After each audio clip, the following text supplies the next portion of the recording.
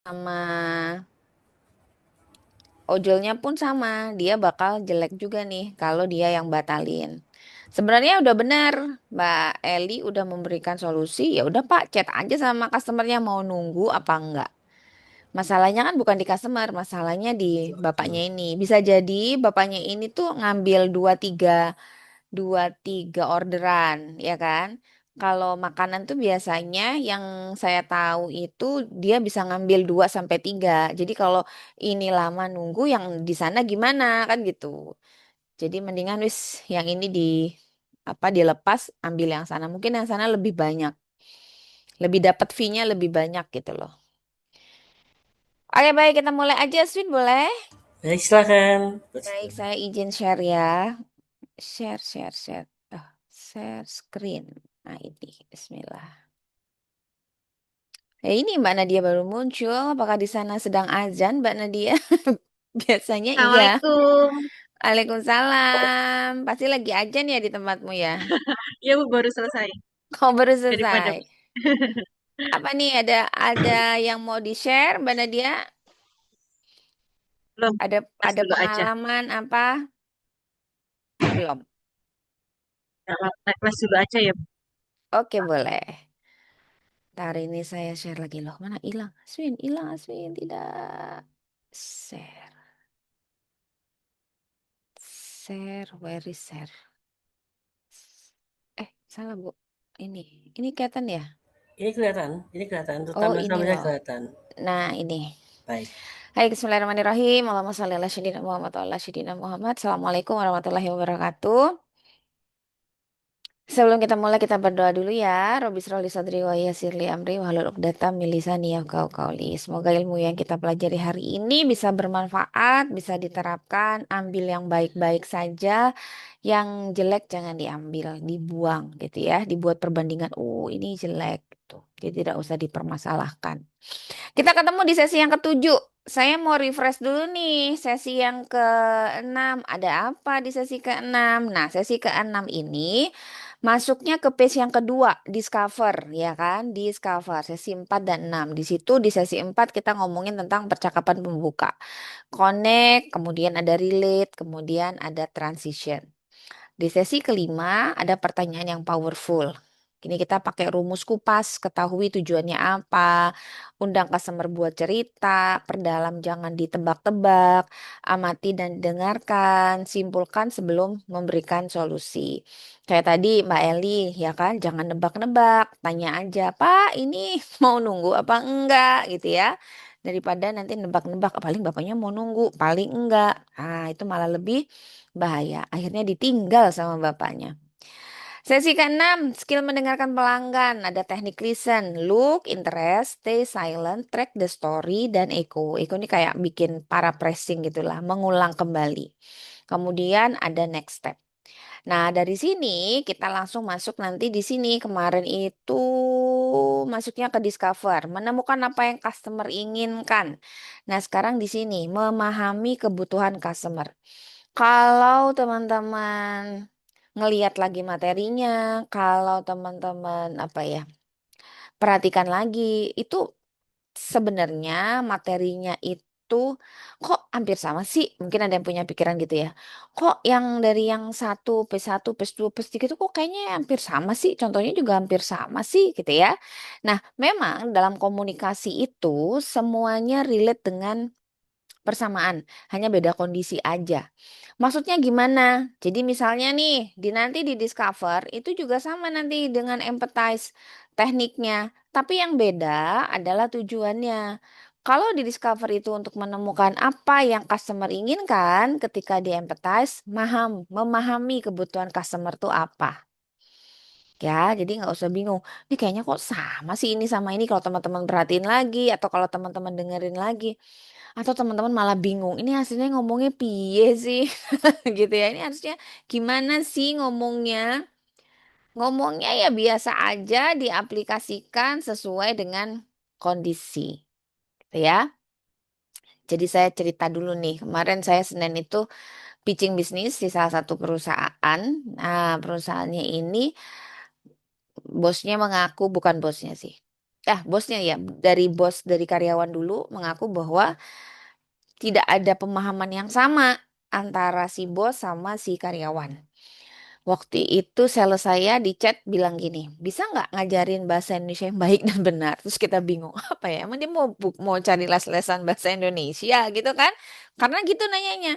Bisa nggak ngajarin bahasa Indonesia yang baik dan benar? Lalu kita punya kesimpulan, oh barangkali bosnya ini atau karyawannya ada yang apa ya asing gitu ya, ada orang asing atau bosnya ini asing sehingga tidak bisa mengerti karyawannya yang mostly kebanyakan orang Indonesia.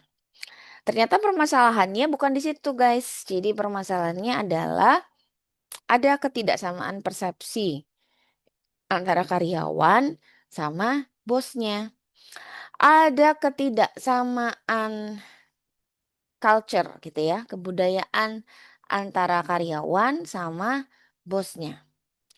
Ada yang lebih tepatnya lagi kalau saya lihat ada ketakutan tanda kutip dari karyawan ke bosnya. Menerka-nerka nih, udah deh pokoknya gini aja nanti si bos pasti senang.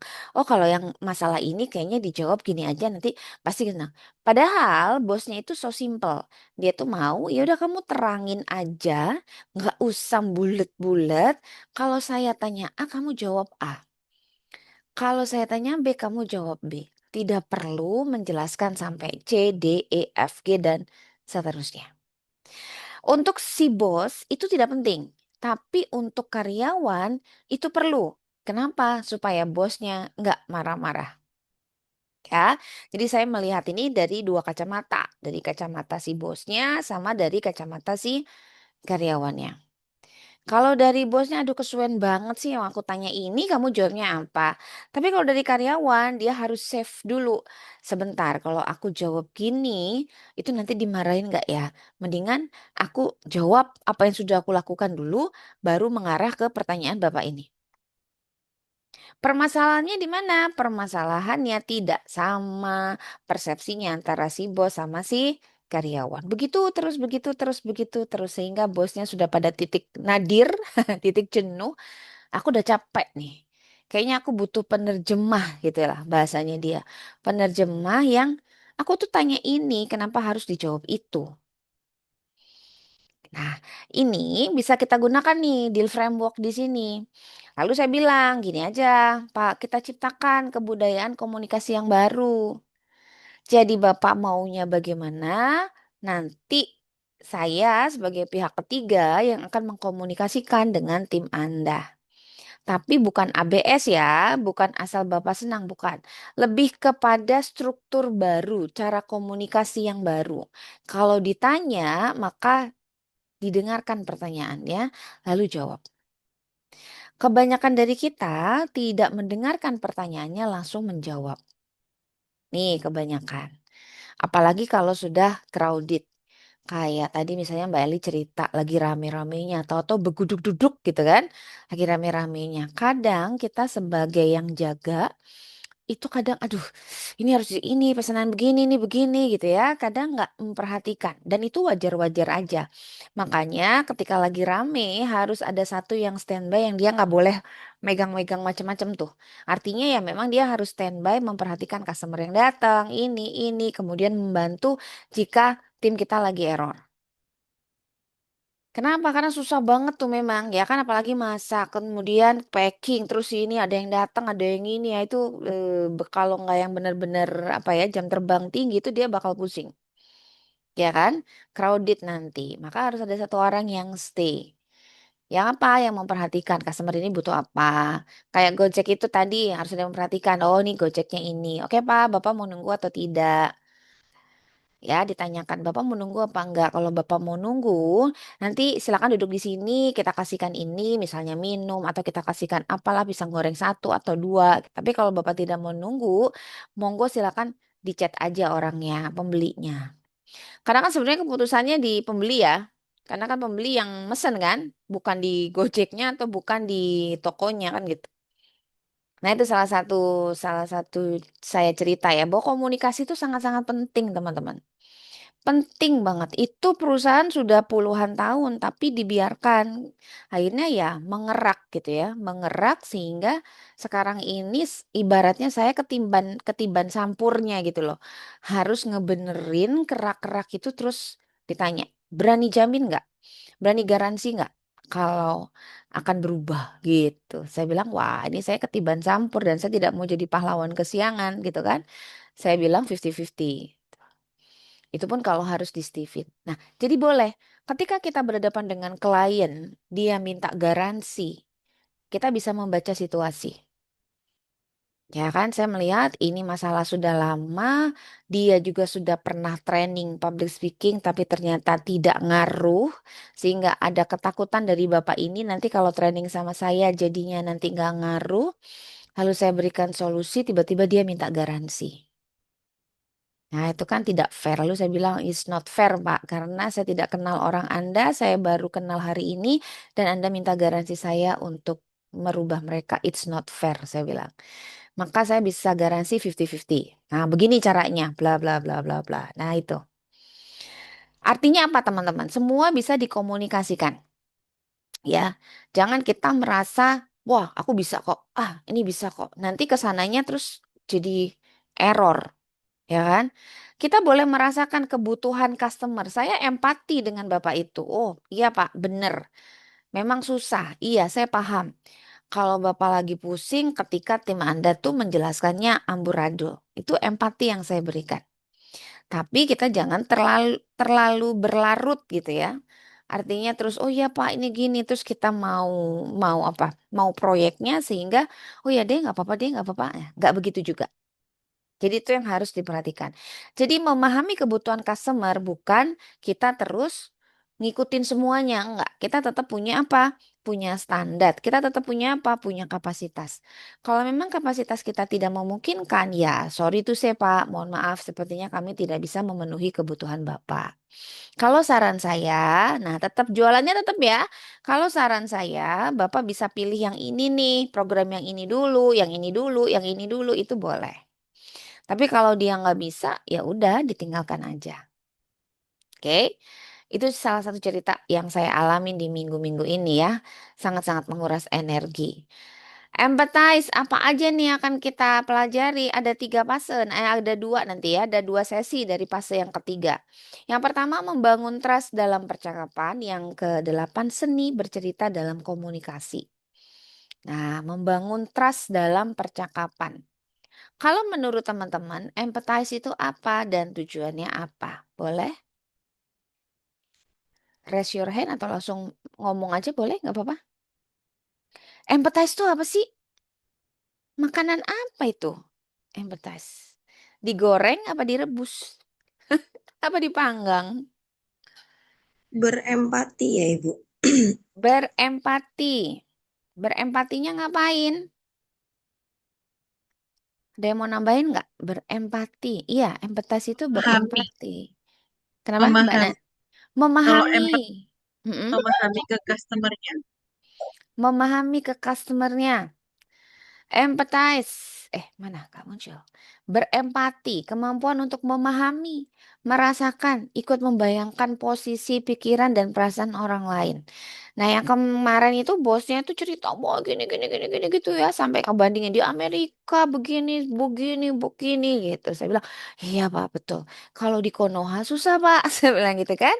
Benar, memang. Jadi saya empati dulu, lalu membuka wawasannya Pak. Please, this is not Amerika gitu ya. Ini Indonesia.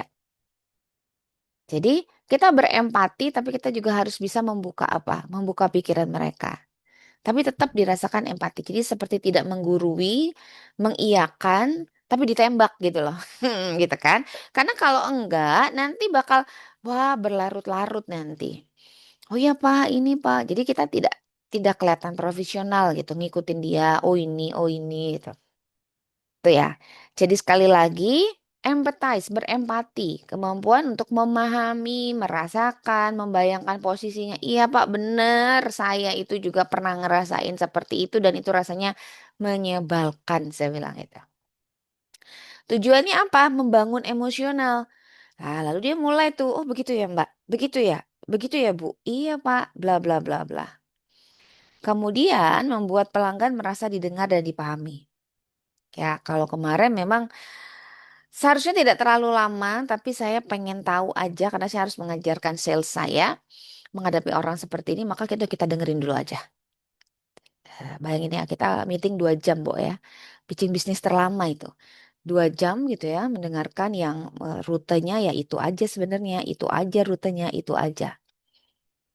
Saya juga pengen menggali kenapa sih kok terjadi kesulitan komunikasi di perusahaan ini dan oke, saya paham. Oh, ini masalahnya di sini. Kemudian menumbuhkan rasa percaya melalui komunikasi. Jadi dengan kita berkomunikasi, si klien itu juga merasa tahu tentang saya. Oh, begini Bu Dila ini. Oh, begini nih, begini, begini, begini. Saling mencari tahu karena komunikasi itu 2 jam itu sudah nampak lah ya. Apa yang harus dinilai itu sudah nampak. Masing-masing itu sudah nampak. Mempersiapkan pelanggan untuk masuk ke fase align. Ya kan, nanti kita giring nih orang ini. Jadi supaya dia tidak berlarut-larut cerita tentang kondisinya, tapi kita juga masuk untuk memberikan solusi dengan cara empathize. Membangun trust salah satunya adalah membangun trust dalam percakapan. Pertanyaan, kenapa kita lebih mudah beli dari orang yang kita percaya? Misalnya nih di toko ya, di apa namanya? Di tempat kita nih di perumahan kita ada 2 toko. Ada toko A, ada toko B. Kita mau beli apalah gula misalnya. Ah kayaknya lebih senang ke toko B aja deh. Gitu. Kenapa? Ya nggak tahu ya. Kayaknya aku lebih senang ke situ lebih percaya aja. Padahal toko B lebih mahal daripada toko A. Tapi karena kita sudah trust dengan barangnya, dengan orangnya, kita lebih senang beli di situ. Jadi masuknya kemana? Ke psikolog ya. Gimana cara kita memahami orang walaupun mahal, tapi kalau sudah trust itu lebih gampang nggak? Lebih gampang. Lebih gampang. Kalau murah, kalau murah itu malah, kok murah sih? Masa sih? Ya kan? Terus gimana dong Bu menemukan orang yang tepat? Ya itu Allahu a'lam bishawab. Kadang kita nggak bisa nilai. Oh saya aja kadang bleset kok. Sebentar-sebentar ini dia maunya apa nih? Murah bagus atau bagus mahal atau jelek mahal? Ah, ya kan? Jadi harus diamatin dulu nih. Gitu. Oh, kadang yang bleset, ah ya oke. Kalau bleset ya wis lah. Tapi paling dia balik lagi, tapi nanti gitu ya. Nah sekarang ada yang mau komentar nggak nih? Memberikan masukan. Kenapa kita lebih mudah beli dari orang yang kita percaya? Biasanya itu udah percaya sama karakter si penjual, Bu.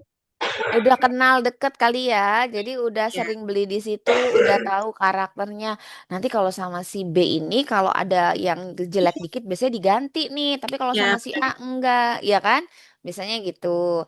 Atau kalau beli misalnya telur ada yang busuk, kalau sama si B satu busuk satu nih, kayaknya diganti nih. Kalau sama si A enggak, karena kita sudah tahu, karena kita sudah kenal dengan karakternya.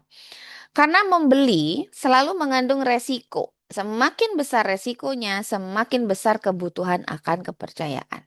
Makanya, kalau teman-teman mengerjakan proyek besar, nggak perlu baper ketika kita belum kenal dekat dengan orang dalam. Karena memang butuh kepercayaan besar untuk mengerjakan proyek besar. Saya punya salah satu klien one-on-one coaching ya. Dia diserai tanggung jawab yang besar oleh bapaknya, perusahaan ekspor import gitu ya. Tapi dia nggak pernah megang itu. Lalu dia bilang sama saya harus apa ya Bu? Karena semakin ke sini kok semakin kelihatannya merugi. Karena saya tidak tahu jalannya. Karena ayah ini tidak pernah memberitahukan jalannya. Karena ayah ini tidak pernah melibatkan anak-anaknya. Anaknya ada 3, laki-laki 2, perempuan 1. Dia ini perempuan. Yang 2 ini sudah punya usaha sendiri. Jadi dia bilang, udah kamu aja ya. Saya nggak mau ribut dengan urusan-usahanya ayah. Itu. Ya. Semakin besar resikonya, maka kepercayaannya semakin butuh orang-orang yang dekat. Saya ini nggak kenal sama sekali. dengan jalannya ini, dengan orang dalamnya siapa, dengan ini siapa.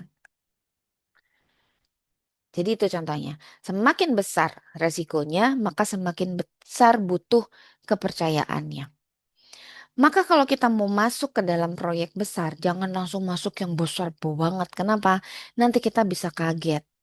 Nanti uangnya habis. Untuk apa? Untuk treatment. Maka pelan-pelan aja. Oh, sekarang masuk dulu nih 100 juta. Oh, habis 100 juta masuk dulu 200 juta. Oh, nanti habis 200 juta masuk dulu 300 juta. Bertahap aja 500 juta dan seterusnya dan seterusnya dan seterusnya. Semakin kita berkembang nanti, maka orang-orang di sekitar kita itu juga akan berkembang. Ya, dijalani prosesnya. Oh, saya masih ada di lingkungan 50 juta. Ya udah, terusin 50 juta, 50 juta, 50 juta sampai naik dapat 200 juta. Oh, saya masih di lingkungan 200 juta. Terusin, terus, terus, terus sampai akhirnya masuk ke 1 M misalnya. Ya kan? Tapi kan bisnis saya kecil, nggak mungkin 1 M. Itu kan pikiran kita. Kalau Allah sudah punya mau, kalau jalannya ada, kan bisa jadi. Bisa nggak pisang goreng dapetin uang 1 M omsetnya? Nah, Bisa-bisa aja. Nggak tahu apa yang terjadi. Misalnya, wah ini ada dari apa namanya dari Kesultanan misalnya Jogja mau ngadain pesta rakyat misalnya. Selama 1 bulan penuh misalnya. Pesannya 5.000 porsi atau 10.000 porsi. Ya kan? Dihitung-hitung sekitar 1 M tuh omsetnya. Nah, tapi masalahnya, apakah kita sudah sanggup untuk bikin 5.000 porsi, 10.000 porsi? Ya nggak? Maka itu harus ada prosesnya. Prosesnya jangan di skip ya. Masalah kepercayaan. Jadi kalau teman-teman ketemu sama misalnya yang nawar-nawarin ke perusahaan, terus aku gagal terus nih karena nggak punya orang dalam, ya ya udah ya memang nggak punya, maka harus dibuka jalannya, ya kan? Kalau nggak punya orang dalam, kalau nggak punya orang dalam, kita harus punya apa? Orang langit. Lah iya dong, bukannya ya kalau nggak punya orang dalam ya punya orang langit, kan gampang, ya kan? Hambatan dalam membangun trust. Apa kira-kira menurut teman-teman hambatan dalam membangun trust? Jam terbang belum tinggi, Bu. Hambatan dalam membangun trust. Jam terbang belum tinggi. Apalagi coba,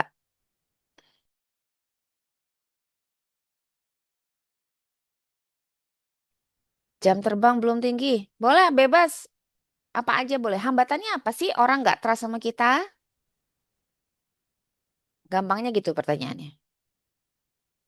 Cari yang dis- belum punya nama, Bu. Belum punya nama. Belum dikenal. Belum punya nama. Jam terbang belum tinggi. Sama ya. Terus apa lagi? Eh, saya kok hilang, Bu? Ada lagi yang mau menambahkan? Saya, Bu.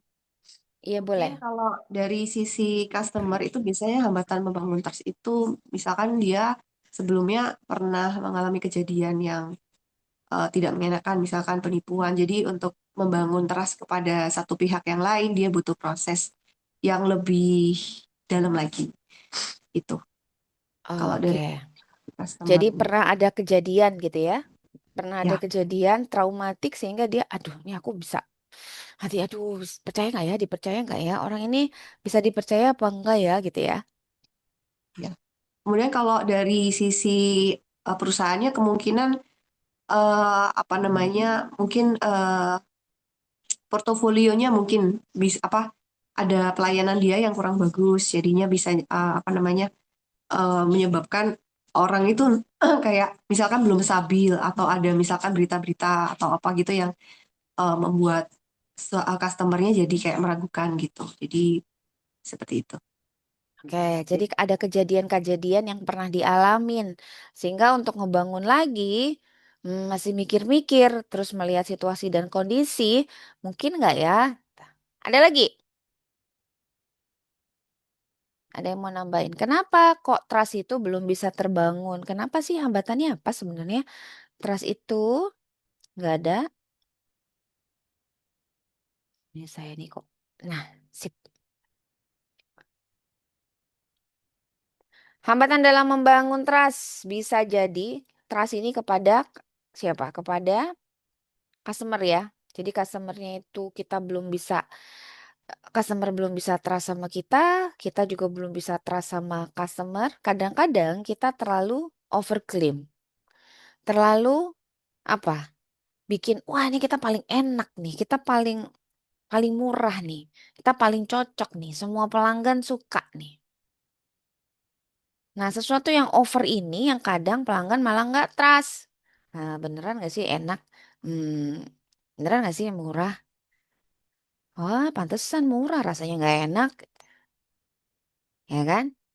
Nggak enak-enak banget, biasa aja. Jadi kita boleh punya slogan, tapi jangan overclaim, jangan berlebihan. Biasa aja. Kalau di sana misalnya ada yang lebih enak, ya wis. Kita bilang, oh ya dia memang lebih enak sih, tapi kita lebih laris, gitu. Tapi ya jangan ngomong gitu ke customer ya, ke calon customer dia lebih enak, kita lebih laris. Enggak lah, itu buat diri kita aja dan buat tim kita. Artinya apa sih? Supaya tim kita juga menyadari betul, oh iya ada yang enak di sana emang. Tapi kita ini udah dikenal. Tapi kita ini udah punya pelanggan. Jadi biar dia mau enak kayak apa, kita harus tetap nih konsisten di sini. Kemudian pelanggan kita harus kita treatment gitu kan. Harus kita openi, diapain ya pelanggan ini. Makanya ada inilah, ada promo lah, ada itulah, ada beginilah. Itu salah satu cara untuk mentreatment customer sehingga customer bukan hanya trust dengan rasanya, kita nggak perlu overclaim segala macam ini yang paling enak lah, yang paling inilah. Enggak, cukup di treatment saja supaya customer itu trust. Ya, salah satu hambatannya tadi jam terbang kurang tinggi bisa juga masuk. Salah satunya tadi ada traumatik bisa juga masuk. Ya kan? Salah satunya tadi yang belum dikenal. Bisa juga, aduh ini siapa sih belum dikenal, belum trust. Saya ini sering banget ngalamin begitu ya. Makanya ini lagi kita kaji ulang apakah saya harus jadi bintang atau tidak gitu ya. Artinya saya ngerasa, saya udah bilang sama teman-teman bahwa saya tidak membranding diri saya. Tapi saya maunya nge-branding perusahaan saya. Dan itu memang berat, resikonya besar.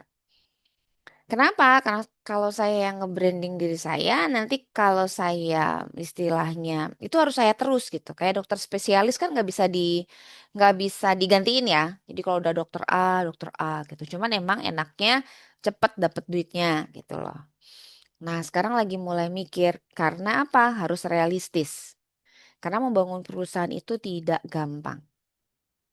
Jadi apakah saya harus maju? Apakah harus ini lagi dirapatkan sama tim konten. Dirapatkan sama tim konten. Ya, nah itu salah satu contohnya.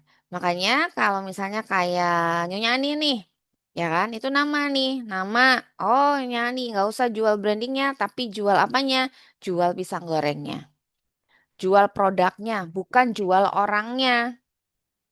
Karena memang yang dijual produknya. KFC yang dijual ayamnya, tapi dia awalnya ngejual apa? Ceritanya, cerita dari mana? Cerita yang menginspirasi dari siapa? Kolonel siapa itu kalau KFC? Kolonel siapa? Ya kolonel Sanders, itulah ya. Sanders, Colonel Iya. Sanders. Kolonel Sanders ya. Itu kan tua-tua ya kan? Awalnya dia dari sebuah apa ya, koki dari sebuah rumah makan, terus hanya dia keluar, dia bikin ayam sendiri, dia tawar-tawarin, nggak ada yang mau. Akhirnya dia bikin, terus sudah setua itu, lalu oh ini enak. Usianya 60-an, sekitar 60, 65. Ya kan? Jadi teman-teman itu jangan berputus asa. Dia jadi cerita yang memotivasi. Wah, Kolonel Sanders aja bisa dibuka rezekinya. Di mana? Di usia-usia sudah tua. Tapi dilihat lagi kerja kerasnya. ya kan? Jadi kalau sekarang yang lagi di masa terpuruk, aduh aku kok begini ya, aduh aku gini, oh ini adalah bagian dari proses. Berarti aku harus apa dong, gitu kan? Berarti aku harus ngapain dong? Berarti aku harus update apa dong? Nah itu ya. Yang paling penting adalah untuk ngebangun trust customer, jangan terlalu overclaim. Nah, terus apa lagi? Ini kok menutupi jalan saya. Tidak jujur saat terjadi kesalahan. Kayak tadi Mbak Eli sebenarnya melakukan kesalahan karena nggak nutup apanya tadi? Grabnya, iya kan? Mbak Eli ngomong, iya Pak, mohon maaf tadi tuh lagi rame sehingga nggak sempat ketutup ojolnya. Ya udah Mbak, tutup aja, dibatalin aja. Waduh, kalau dibatalin nggak bisa Pak, ya kan? Karena juga pesanannya tinggal satu aja. Jadi kadang orang yang customer tidak trust itu karena kalau udah pesanannya salah, lah kan emang tadi pesannya begitu, padahal salah. Atau produknya habis, lagi dibuat, padahal sebenarnya habis. Nah itu enggak. Kalau Mbak Eli kan nggak bohong. Kalau Mbak Eli kan emang lagi beneran dibuat, tapi lama 30 menit ya. 30 menit. Kayak kemarin anak saya pesen ini, koin-koin Korea itu ya. Terus dia bilang, rasa apa? Dia bilang Oreo. Si yang jual dengarnya original. Lalu ketika saya membayar, loh Bu, kan original bukan apa Oreo. Loh, kata anak saya Oreo. Saya panggil, kamu tadi bilang apa? Oreo, aku bilang Oreo sama coklat, Mbak. Oh, gitu ya. Tapi enggak, tadi bilangnya original itu. Ya sudah, sekarang dia maunya Oreo. Gimana dong? Saya bilang gitu. Ya udah deh, nggak apa-apa. Untungnya begitu. Ya, saya nggak langsung ujuk-ujuk langsung jadi pahlawan. Ya udah nih saya ambil take it enggak. Kenapa? Karena mengajarkan juga kepada si yang jual, ya Anda harus berarti dicatat, Mbak, berarti harus dicatat Mbak pesanannya. Karena bisa jadi anak saya salah, Mbak salah. Kalau sekarang, yang gimana nih solusinya? Saya bilang gitu. Oh ya udah Bu, saya bikinkan. Enggak kok, aku bilang Oreo kok, bilang gitu. Dia bilang gitu. Gimana Mbak? Ya udah saya bikinkan Bu Oreo. Nah, untungnya di belakang saya maunya original. Makanya ya udah Mbak saya ambil ya udah pas berarti. Gitu ya. Nah, hal-hal semacam ini nih, ketika terjadi kesalahan harus dicari solusinya, jangan gontok-gontokan. Lalu saya bilang, Mbak, lain kali ditulis aja pesannya apa di tempatnya itu ditulis sehingga nanti Mbaknya nggak bingung. Oh ya Bu, gitu ya. Jadi kalau emang salah, ya ngaku salah sama customer. Oh ya Pak, saya salah, mohon maaf ya. Nah, gimana kalau saya berikan apa ya? Kompensasinya begini. Jadi jangan ditutup-tutupin. Jadi jangan apa customer itu udah dia kan nggak tahu ya udah biarin aja jangan seperti itu ya sehingga nanti orang jadi nggak trust sama kita lagi pasti ketahuan kok pasti ketahuan nggak bertanggung jawab misalnya nih Mbak di WA saya udah pesen loh di WA kok pesanannya belum datang ya terus Mbak Eli jawab oh itu bagian dapur saya kan cuma jawab WA doang kayaknya kalau Mbak Eli nggak mungkin begitu ya. Ini contoh, Eli yang lain, bukan Eli yang ini ya. Jadi biasanya tuh gitu juga tuh. Jadi, oh itu kan bagian dapur, bukan saya kan cuma kasir aja. Nah ini orang, aduh kok gitu sih. Pernah nggak nih teman-teman ngalamin, misalnya lagi pesen, Mbak kok nggak datang-datang? Pernah ada satu kejadian di restoran mana ya, Surabaya apa ya, yang apa, buka puasa. Pernah lihat nggak tuh di IG? Buka puasa, dipesan banyak, restorannya besar. Terus begitu disamperin di dapurnya nggak ada bahannya, Bu. Nggak ada bahannya, terus kokinya kabur. Itu ada tuh di Jakarta apa di Surabaya. Kokinya kabur. Karena apa? Ternyata bahannya tuh nggak cukup. Terus kalau ditanya Mbak, pesanan saya kok belum datang. Oh, itu bagian dapur gitu. Karena juga si apa namanya yang di depan waitressnya ini juga, aduh kok nggak datang ini gimana ya? Akhirnya kokinya kabur. Itu kejadian tahun kemarin. Buka puasa. Jadi dia nerima banyak, tapi ternyata bahan yang nggak cukup gitu ya. Bahan yang nggak cukup, jadi ngawur. Nah, ini akhirnya berantakan. Itu tidak bertanggung jawab. Makanya jangan serakah. Ketika kita merasa tidak mampu, ya kita harus bilang sudah cukup selesai. Habis. Cukup selesai habis. Jangan semua-semua diterima sampai akhirnya bahan kita nggak cukup, tokonya bahan sudah habis, customernya nungguin, ya kan sudah terlanjur ngomong ada, ternyata nggak cukup. Nah itu kejadian bener tuh. Saya lupa nama restorannya apa. Itu sampai heboh tuh. Nah sekarang bagaimana dong caranya ngebangun trust dalam percakapan? Kalau tadi hambatannya adalah ketika trust itu orang nggak trust karena overclaim, ya kan? Terus tidak bertanggung jawab. Kalau ngebangun trust dalam percakapan berarti kira-kira harus gimana?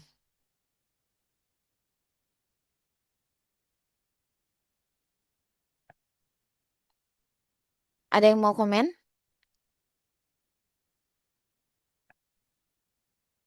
Mbak Eli, ngebangun trust gimana Mbak Eli? Kira-kira sepengetahuannya Mbak Eli aja deh.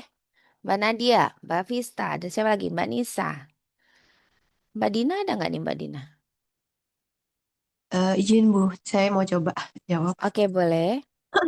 Kalau misalkan membangun trust, kalau misalkan yang tadi berlebihan overclaim, itu berarti kalau misalkan kita sudah tahu bahwa ternyata apa namanya usaha kita atau perusahaan kita itu overclaim, maka kita harus mengurangi campaign kita atau promosi kita yang overclaim, tapi mengubah pembentukan trust itu dengan memberikan kepada pihak luar yang langsung mencoba. Misalkan endorser. Jadi kan apa Mm-mm. endorser itu kan pihak lain yang sudah mencoba. Sehingga Mm-mm. kalau memang benar enak bukan dari kita yang klaim tapi dari pihak lain yang memang mengatakan bahwa apa namanya produk kita enak gitu. Jadi mengurangi overclaimnya artinya di apa mungkin evaluasi dari apa campaigns yang kita punya kemudian langsung mendelegasikan keluar dan memang kita apa namanya pesankan prinsipnya harus jujur gitu. Jadi kalau misalkan ada yang kurang, komplain ke kita, tapi kalau enak disebarkan ke orang kayak gitu.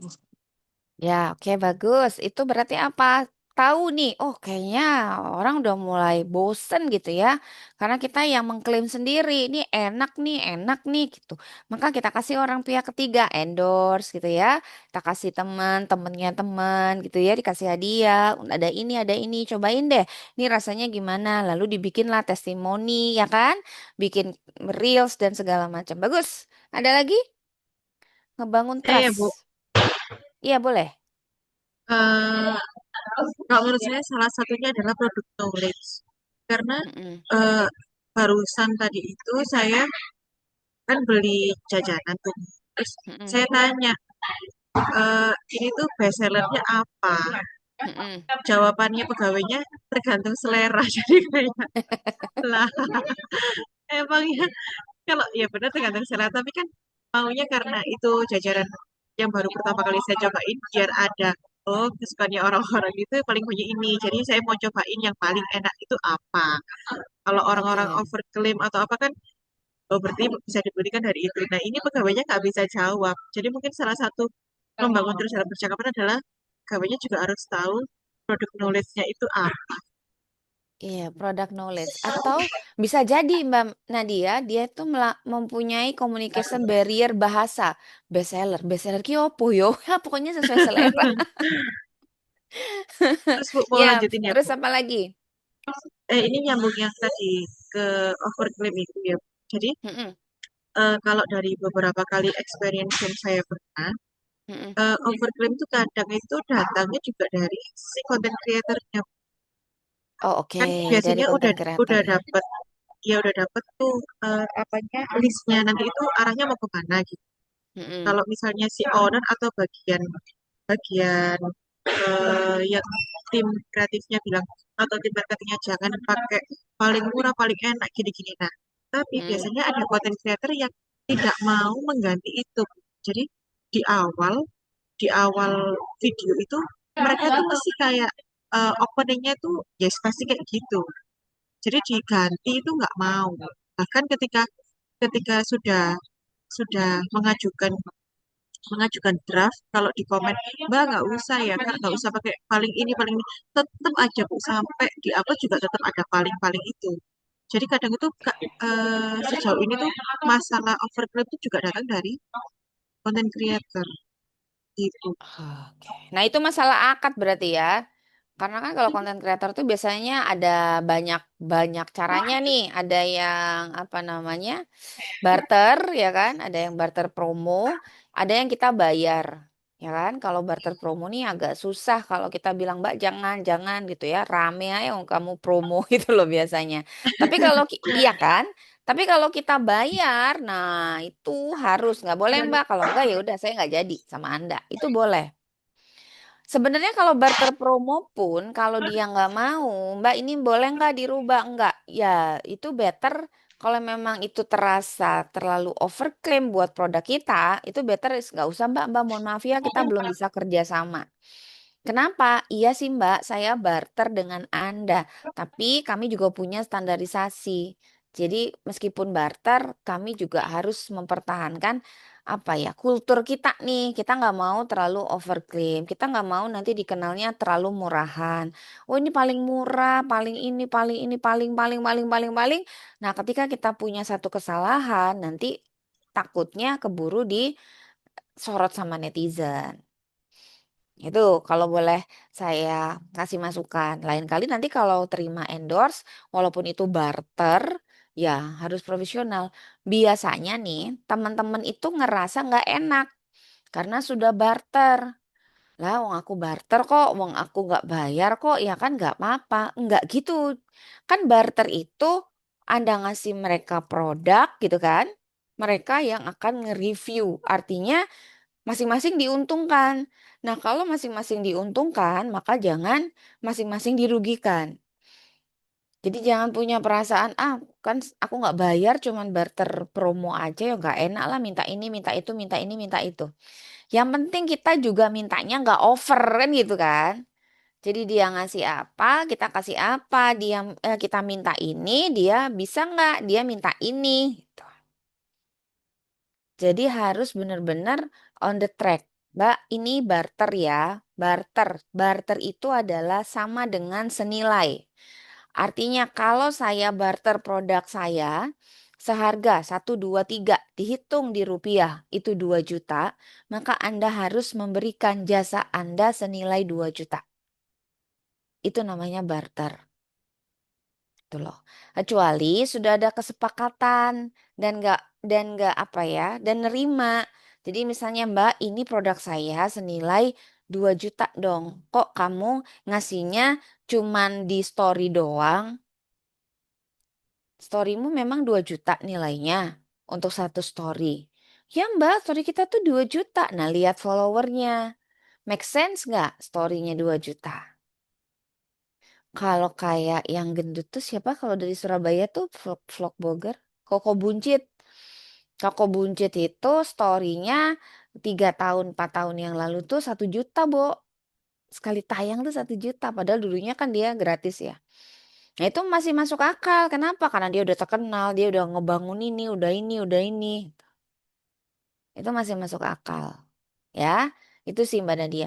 Jadi kalau memang itu datangnya dari si orang ketiga, ya ojo dipakai karena nanti bakal merugikan produk kita. Dan sebenarnya merugikan dia sendiri sih karena dia jadi nggak apa ya, nggak nggak Nggak sesuai ditrust dengan lagi ya, nggak betul. dipercaya sama penonton ya. Iya, karena dia wah ini semua dibilang enak, semua ini semua paling padahal begitu kita ke sana, loh, gak enak kok. Nah, itu contoh overclaim juga ya. Ada lagi? Nah, kalau nggak ada Saya saya Bu lanjut. Oh, boleh, siapa? Nisa Nisa Bu. Ya, oke, baik, silakan. Silakan, Nisa. Eh, memberikan insight sebelum memberi solusi.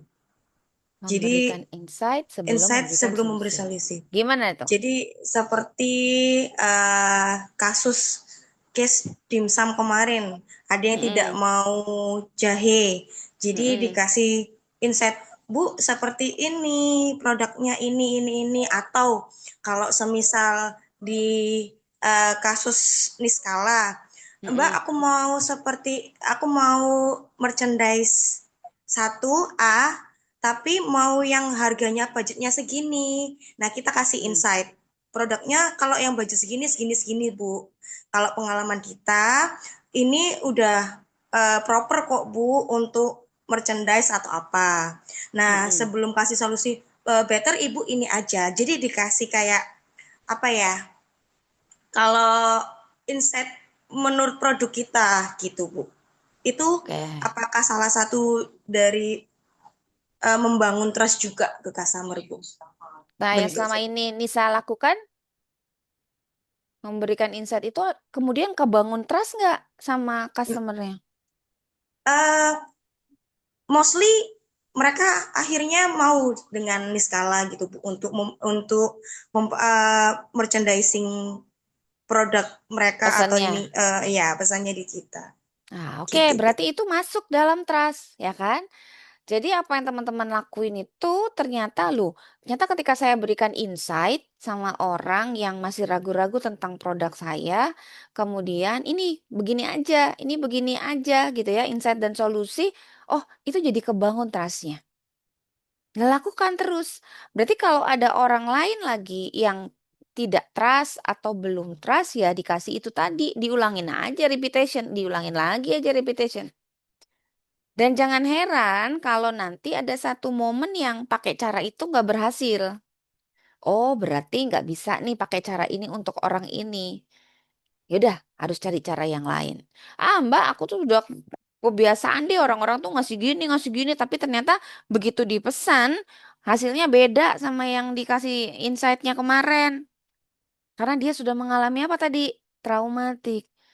Jadi udah deh nggak usah pakai gitu-gituan. Nah, nggak usah kita terusin lagi tuh cara itu. Kalau dengan orang itu ya, maksudnya dengan orang itu terus kita paksain, enggak kok kita begini nggak usah. Oh gitu ya, Bu, Bapak. Wah sayang sekali ya. Kemudian baru kita pakai cara yang lain. Gitu ya. Jadi kalau udah pas ketemu sama orang yang nggak bisa pakai cara itu, nggak usah dipakai. Tapi bukan berarti cara itu nggak efektif untuk yang lain. Untuk orang itu aja tuh pada saat itu nggak efektif, udah nggak dipakai. Kita muter lagi pakai cara lain. Tapi nanti ketemu orang baru ya kita pakai cara itu lagi, bisa apa enggak? Ya, jadi di repetition aja, repetition, repetition, repetition. Jadi teman-teman itu nggak usah pusing gini. Nggak usah pusing untuk mengenali karakter customer tuh harus gimana lah inilah ini. Nggak usah. Ketika teman-teman sudah menemukan polanya, lakukan itu terus. Repetition. Nanti kok nggak apa ya, pas sama orang yang ini, ya udah, oh berarti nggak bisa dipakai nih kalau karakternya kayak gini. Udah stop.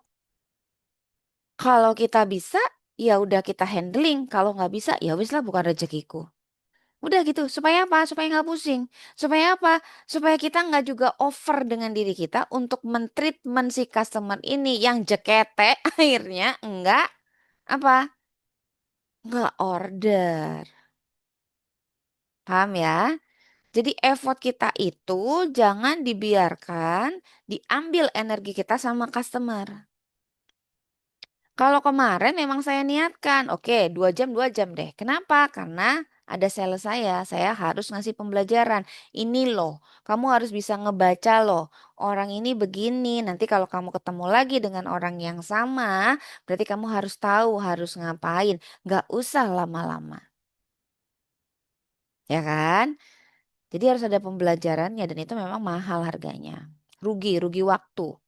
Tapi nggak apa-apa, akhirnya selesai jadi iya ternyata. Nah itu. Ya kan, paham ya teman-teman ya. Jadi ketika sudah punya pola, lakukan itu terus. Nanti pola itu pas ketemu si A nggak cocok, oh nggak cocok buat si A. Berarti harus punya pola yang lain yang cocok untuk si A. Oh pola yang C nih kayaknya cocok untuk si A. Tapi pola yang kita punya yang A ini, yang pertama ini, itu tetap kita jalanin untuk orang yang lain lagi gitu. Sedangkan si A ini kalau udah nggak cocok ya udah Bu mungkin kita belum berjodoh ya. Kayak kemarin sales saya, gimana kalau kita bikin ini? Nggak usah, ngapain? Effort kita masih banyak, kita nggak perlu ngurusin satu orang. Kecuali, saya bilang kecuali, dia sudah, oke, saya akan ngebayar Anda 300 juta. Tolong benerin tim saya, baru. Tanda tangan kontrak dulu. Uang terkirim DP baru kita offer. Paham ya? Nah, biasanya teman-teman itu terlalu sibuk mikirin customernya sehingga lupa jualannya. Karena itu kayak ada apa ya? Kayak hawa nafsu gitu ya. Kayaknya asik gitu kalau bisa giniin orang lah, ngapain? Wong kita juga masih butuh jualan kok. Ya kan? Nah, itu harus hati-hati ya. Ada lagi yang mau di-share? Nggak ada. Kita Eh, lanjut. saya, Ngebangun. Iya, silakan. saya coba satu lagi boleh nggak, Bu? Boleh, boleh, boleh, boleh. Iya, oke sih. Pengalaman saya ini kan membangun trust. Jadi memang Mm-mm, kalau dari yang saya alami kan mm-mm, customer itu eh, pengalaman saya kan loyal customer. Jadi kan mereka mm-mm, pesan itu setiap tahun. Nah, biasanya yang saya lakukan itu kan di setiap customer itu ada history chatnya gitu. mm-mm, Jadi mereka kadang itu kan kalau pesan itu kan bulk order atau misalkan mm-mm. pesan tema khusus. Jadi kadang itu saya ini yang masih saya yang operator yang kemarin itu ya. Jadi saya masih bisa lihat historinya dan kemudian saya masih kayak mengingatkan dia bahwa kayak bukan mengingatkan lebih ke kayak mungkin oh pemesanan kemarin seperti ini ya. Jadi mereka merasa senang juga bahwa mereka itu diingat gitu. Jadi itu menimbulkan mereka senang akhirnya jadinya trustnya meningkat sehingga akhirnya order dan akhirnya kita selalu diingat gitu. Jadi Iya, boleh. apa namanya? Mungkin kalau misalkan lebih enak gitu, jadi kita kalau misalkan karyawan kita itu bisa hafal dengan customer, kemudian Mm-mm.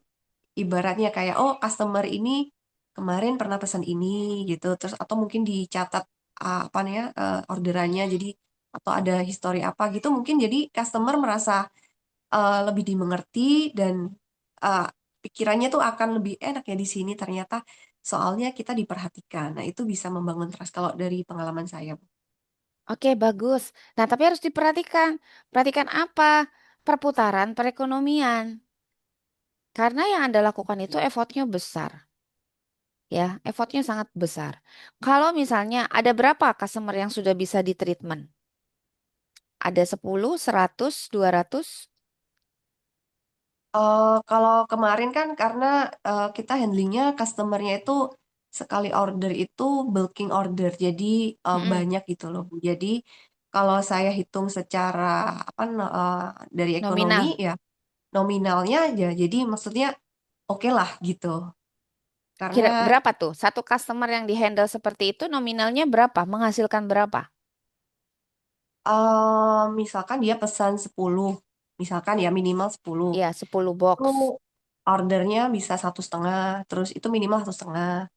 Kadang bisa sampai Berarti dapat tergantung berapa?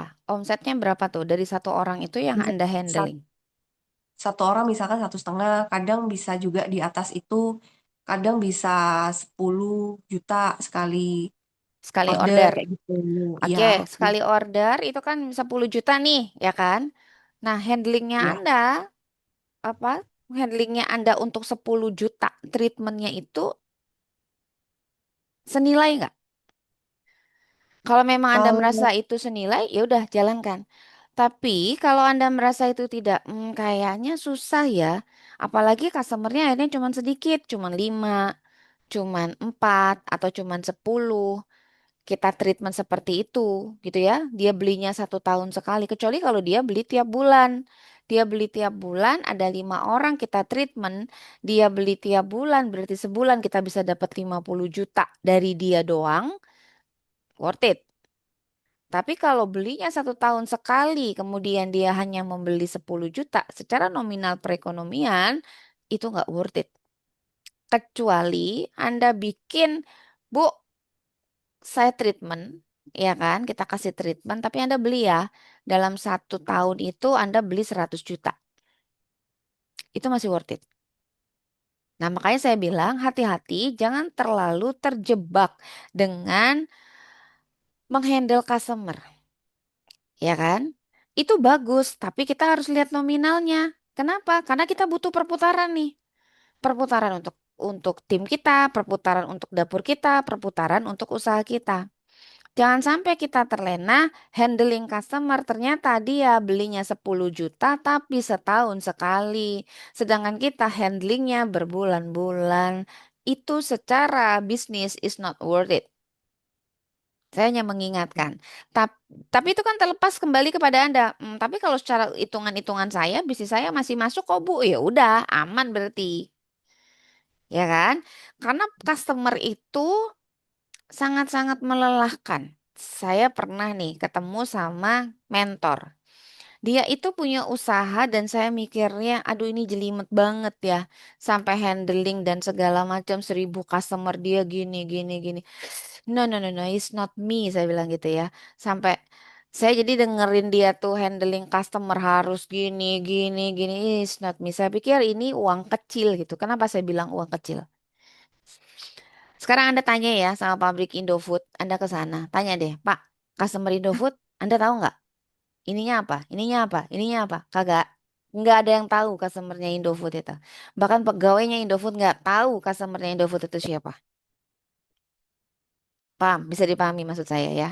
Kalau Anda memang mau beneran untuk jadi perusahaan yang apa ya eksklusif, maka penanganannya juga harus bayarnya customer itu juga harus mahal.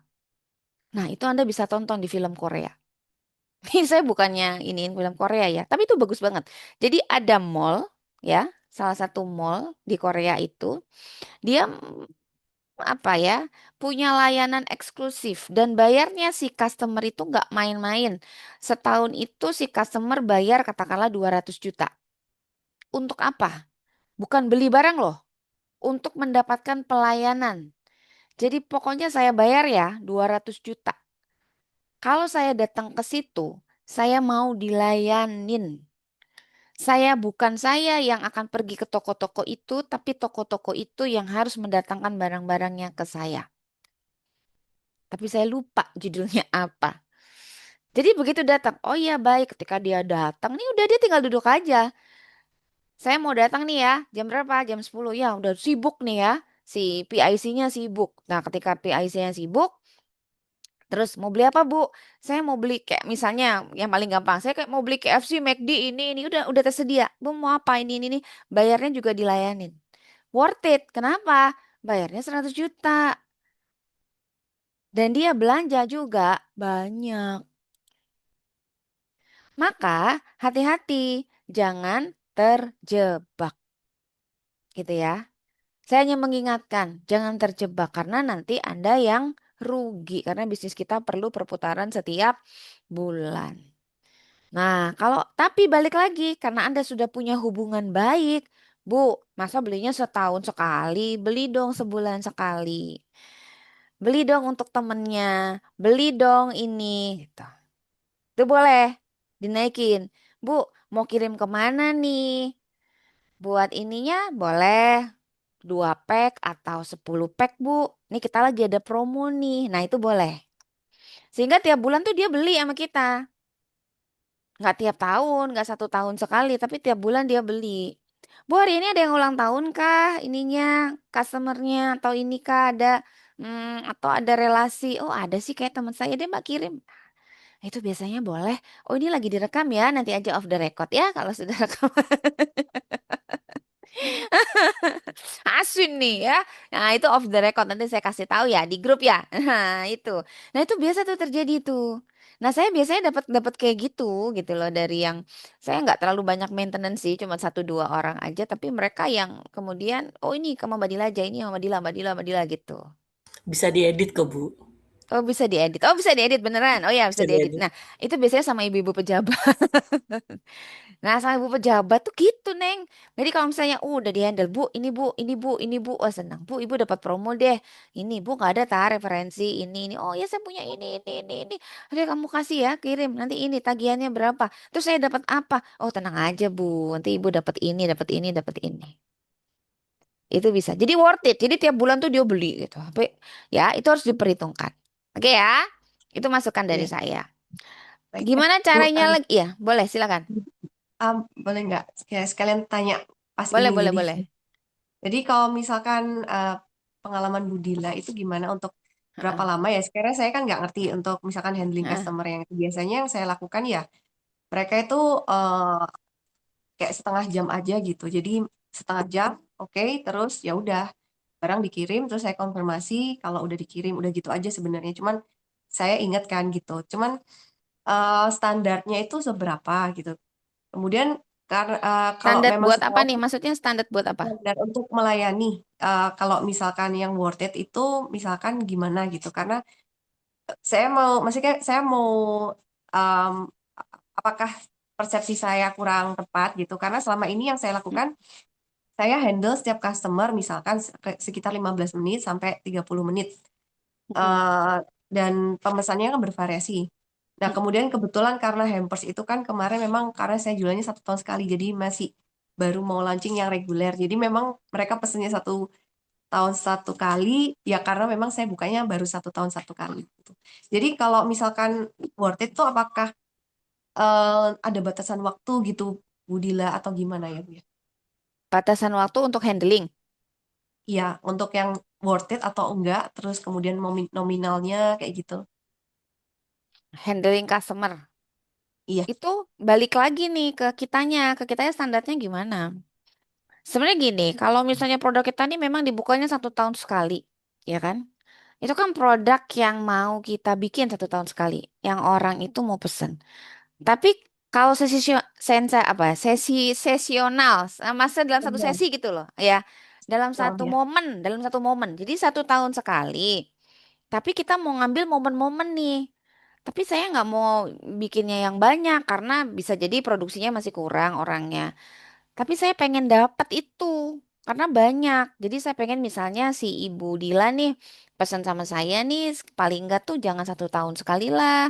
Paling enggak dalam 1 tahun tuh 3 kali. Apa aja? Oh momen ulang tahun suaminya. Oh momen ulang tahun anaknya. Oh momen ulang tahun kerabatnya. Kan gitu. Jadi Anda handling customer yang sedemikian rupa itu jangan pada saat untuk ngelayanin yang 1 tahun ini. Paham ya? Jadi bisa, oke apa kabar nih Bu? Kan 1 tahun tuh masih lama, dia bakal pesen lagi kan masih lama. Nah Ibu hari ini ada apa tadi makanya? Ada momen-momen apa nih? Kita lagi buka nih Bu, kita lagi produksi, kita bikin-bikin sendiri aja. Kalau ada yang masuk syukur, nggak ada ya udah. Kita lagi ada momen nih Bu di bulan Agustus. Kalau ada yang mau kirim-kirim hampers untuk teman-temannya ulang tahun, kita kasih promo nih 10%.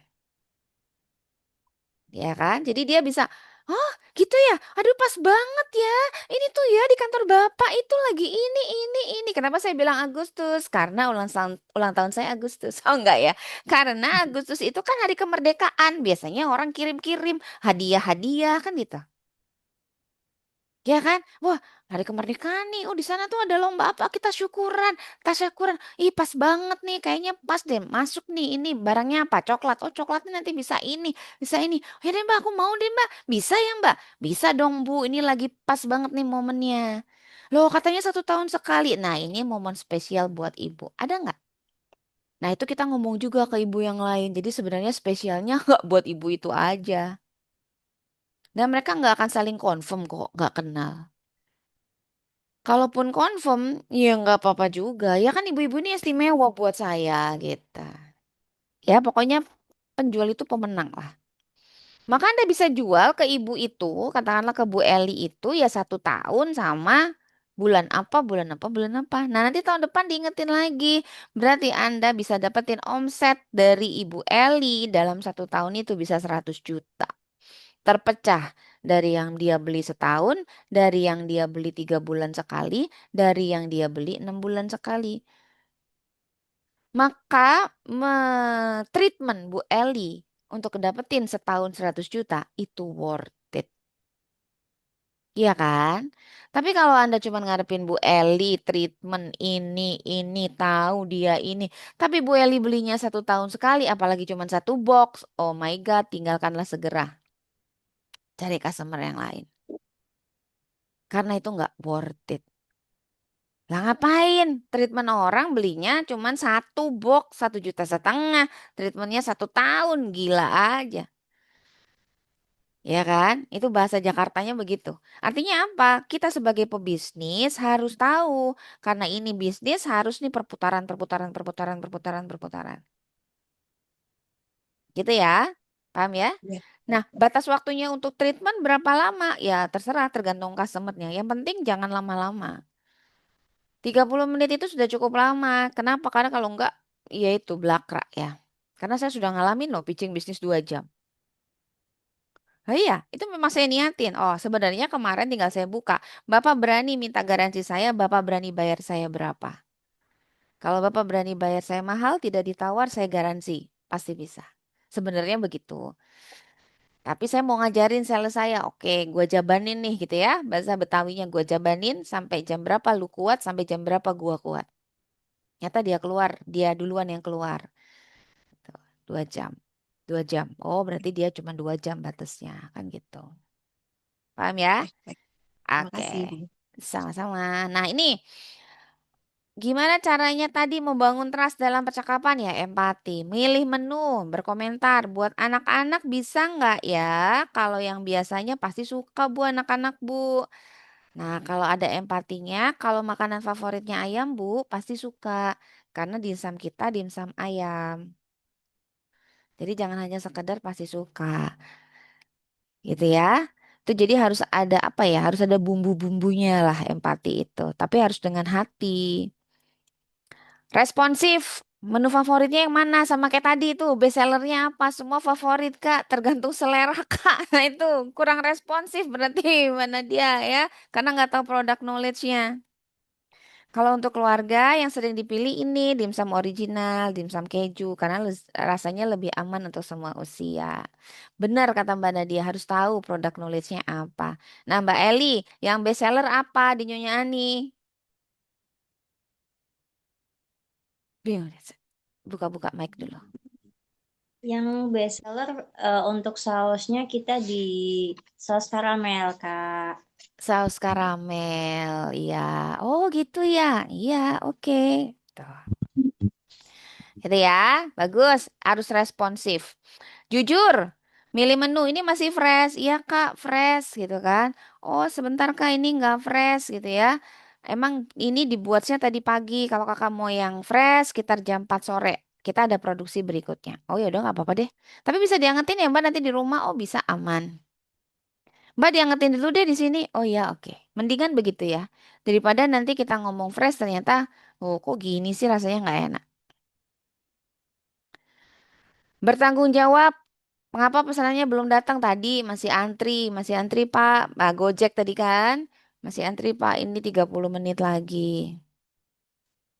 Untungnya kasirnya malah minta tolong orang dapur. Nah, itu kasirnya nanti harus ikut deal framework.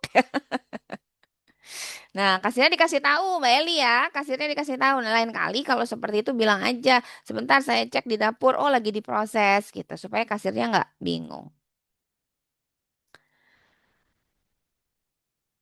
Menurut Anda, mengapa pelanggan membeli di tempat A padahal harga di tempat B lebih murah? Tadi, kenapa toko kita beli di toko A tapi tidak di toko B? Kenapa kita beli di toko B, tidak beli di toko A?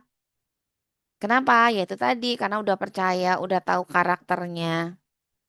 Oh, sama orang ini aja supaya apa? Oh, lebih nyaman aku, tapi harganya mahal, nggak apa-apa, ya kan? Manfaat trust dalam percakapan apa? Lebih terbuka menceritakan kebutuhannya. Nah ini, saya cari cocok nih, anak saya nggak bisa makan, susah. Oh ini aja Pak. Semakin tinggi trustnya, semakin banyak informasi yang diberikan pelanggan. Terus lebih mudah menerima rekomendasi. Tuh. Orang tidak suka dijual, tapi diberi saran. Kayaknya lebih enak nih karena bapak banyak makannya, mendingan yang family aja gimana gitu. Ya, rekomendasi datang setelah trust terbentuk. Jadi direkomendasikan deh, saya rekomendasiin deh ke apa namanya teman saya, ke saudara saya. Gitu. Mengurangi fokus pada harga. Semua pelanggan punya pertanyaan dalam pikirannya, benar nggak ya, enak nggak ya, mahal nggak ya, cocok nggak ya. Jadi nggak fokus sama harganya, tapi mereka lebih nyari ke selera kita dulu. Jadi harga itu gampang. Kalau misalnya ini enak, ini beneran enak, saya mau beli berapapun juga. Gitu loh, supaya nggak fokus sama harga kita. Karena misalnya harga kita mahal, jadi nggak usah fokus, nggak usah takut.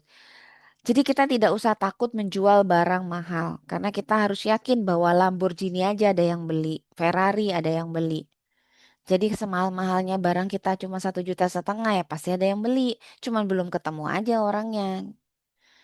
Kenapa? Oh, Ferrari juga produksi terus, Lamborghini juga produksi terus. Ada yang beli. Kenapa kita cuma jual barang harga 1,5 juta, 500 ribu, terus bingung, takut. Nah itu karena kitanya malah fokus sama harga, yang jual malah fokus sama harga.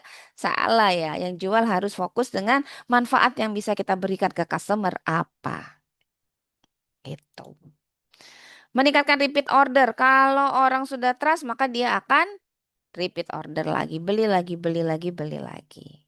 Udah nggak mikir, Bu ini harganya naik, udah nggak apa-apa. Bu ini iya nggak apa-apa, saya tahu kok. Pokoknya saya mau pesen di sini enak soalnya.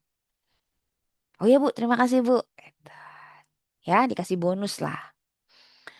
Nah ini pelanggan mau merekomendasikan kepada orang lain dengan tanpa kita kasih iming-iming.